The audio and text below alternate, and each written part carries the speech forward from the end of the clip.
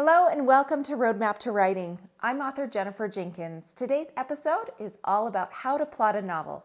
Buckle up and let's take a drive.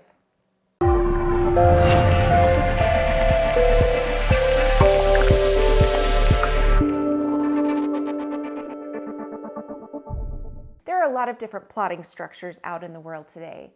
And whether you're a plotter or a pantser, which is somebody who writes by the seat of their pants, it's so important and helpful to have an end destination in mind, a goal for the book, if you will.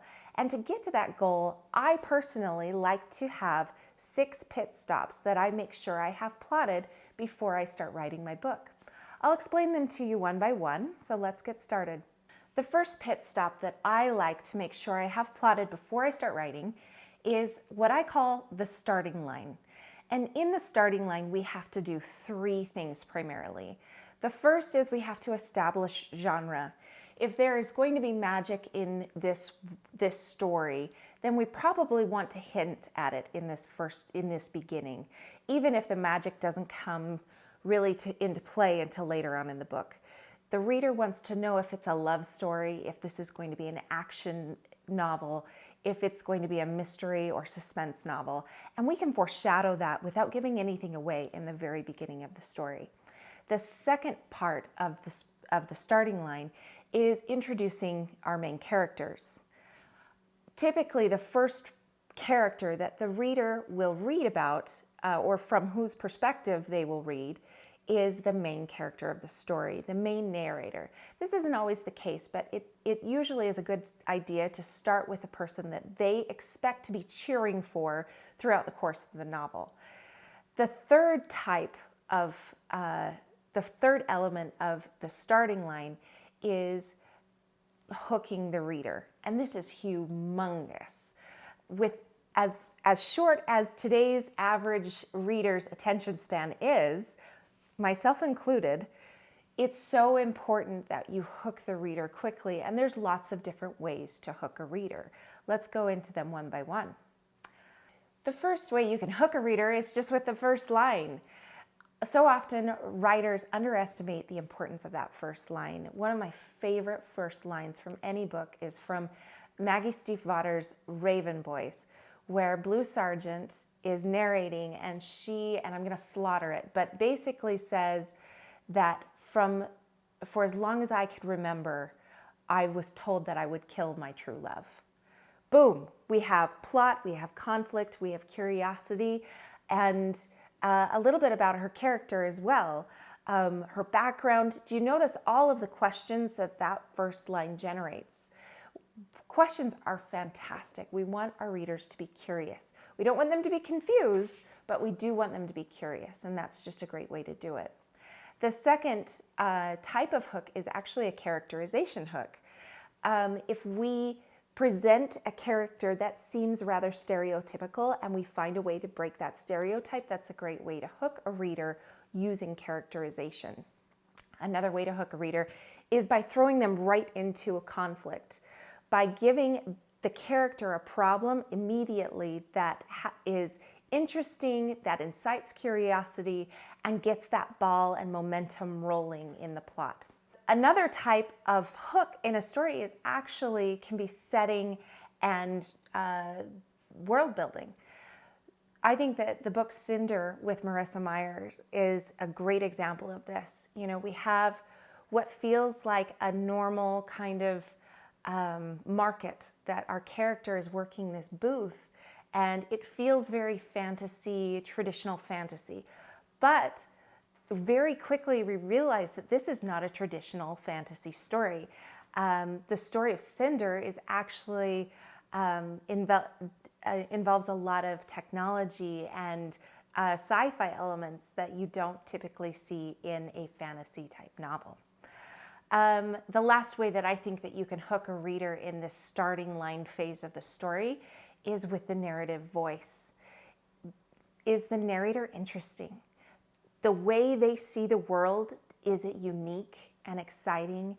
Does it make you curious to wonder how they got to the point where they saw the world that way? Is it fun? Is it dark? Is it deep? These are things that are breaking the traditional mold of your everyday narrator. And so use that voice to create a good hook for your reader. I call the next pit stop in my plotting sequence the springboard. And I think of it like this. If you don't nail the springboard, it's kind of like jumping on a tramp and somebody's stealing your bounce. You just kind of get flat, right? It's hard to get momentum going again. The springboard is supposed to be the thing that launches your story into motion. So it's often, in other plotting sequences, it's often referred to as the catalyst or the inciting incident. The springboard in Star Wars was when Luke Skywalker received a message from Princess Leia, "Help me, Obi-Wan, you're my only hope," right? And then he realizes that his home has been absolutely destroyed. In Monsters, Inc., it's the day Sully realizes that Randall leaves a door open on the Scare Factory room's floor. And that is, he has a little bit of a decision to make after that. Obviously, the great analogy is Hunger Games. It's the day Prim's name is drawn from the lottery. Notice there's a common denominator with all of these examples. Our character has a decision, usually, that they have to make at this point. And what they decide, their reaction to the springboard is actually going to determine everything. And it helps, it ups the stakes a little bit if there is a safe decision that is in contrast to the morally right decision that the character should be making. One decision is safe, and it will mean that, while things are still bad, they're not going to put themselves in danger. The other decision is the moment that the character realizes that they are going to try and do something heroic. And like I said, it's usually the decision that is morally correct. The next plotting point or pit stop is reaching the summit. Now, this is often the hardest to identify in your own story. Authors refer to it as the murky middle, but it's the midpoint of the story. It's the point where your character's actions should shift from a defensive-minded position to an offensive-minded position. And typically it involves giving up or sacrificing something that has been holding them back throughout the story.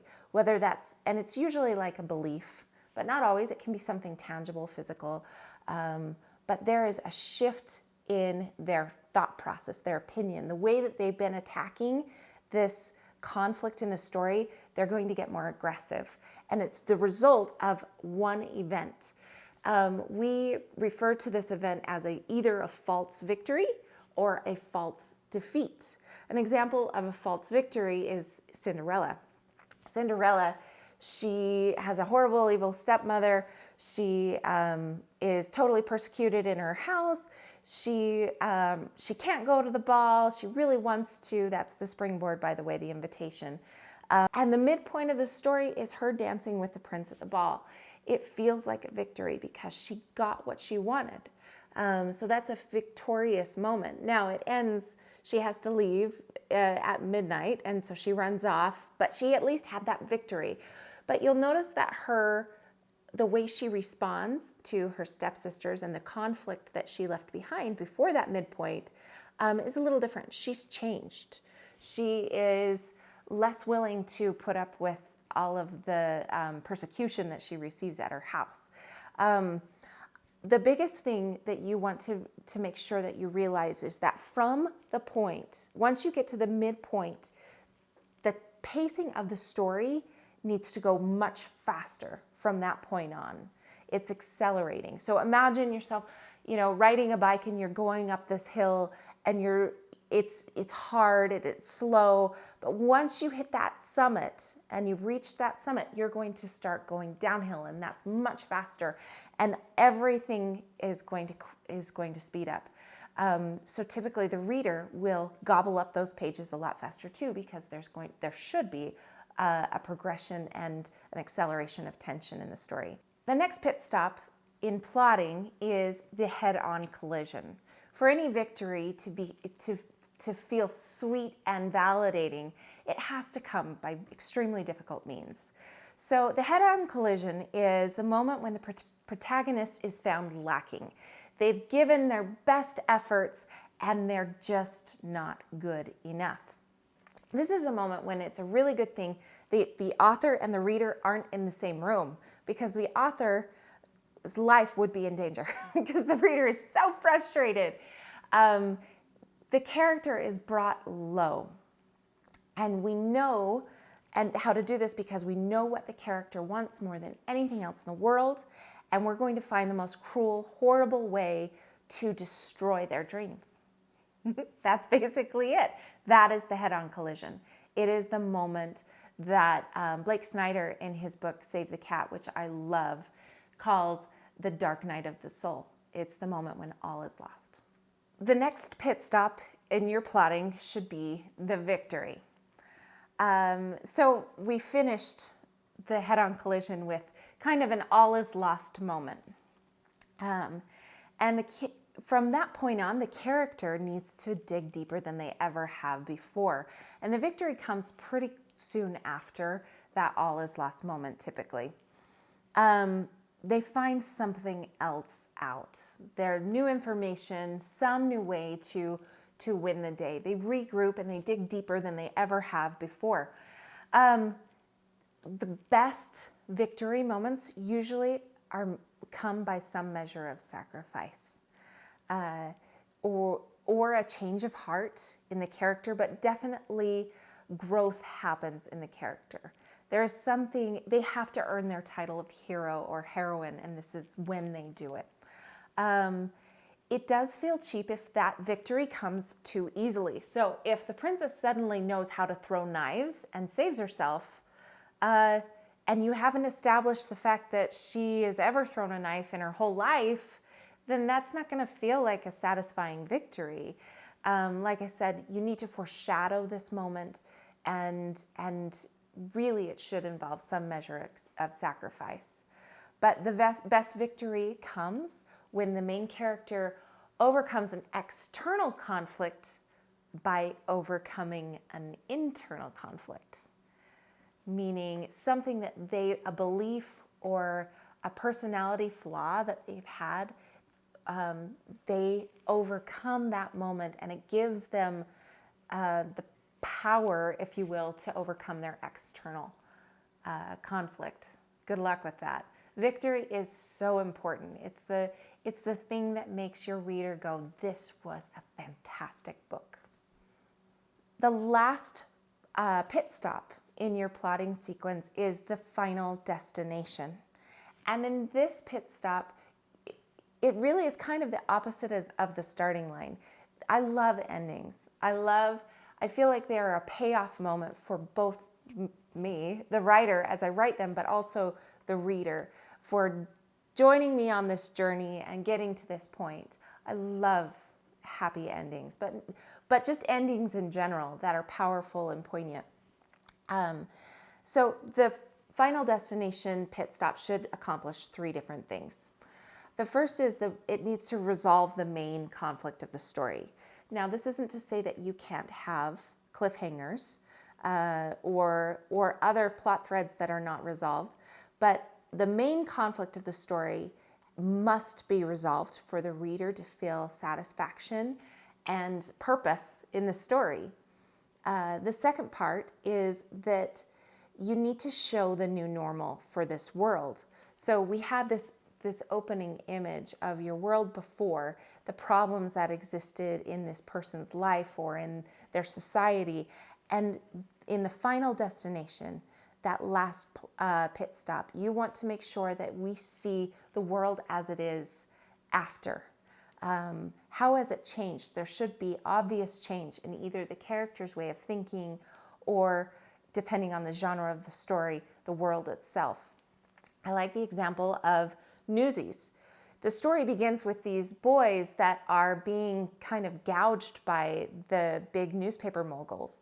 And it starts with them, singing and dancing and getting up to go and sell papes, right?